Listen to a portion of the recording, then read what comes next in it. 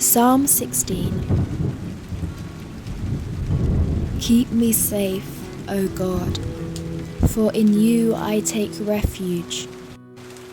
I said to the Lord, you are my Lord. Apart from you I have no good thing. As for the saints who are in the land, they are the glorious ones in whom is all my delight. The sorrows of those will increase who run after other gods.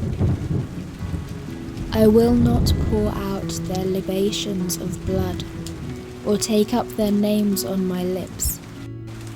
Lord, you have assigned me my portion and my cup. You have made my lot secure. The boundary lines have fallen for me in pleasant places. Surely I have a delightful inheritance.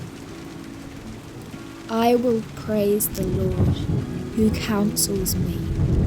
Even at night my heart instructs me. I have set the Lord always before me, because he is at my right hand. I shall not be shaken. Therefore, my heart is glad, and my tongue rejoices.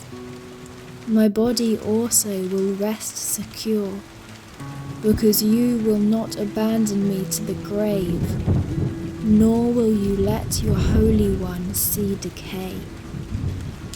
You have made known to me the path of life. You will fill me with joy in your presence, with eternal pleasures at your right hand.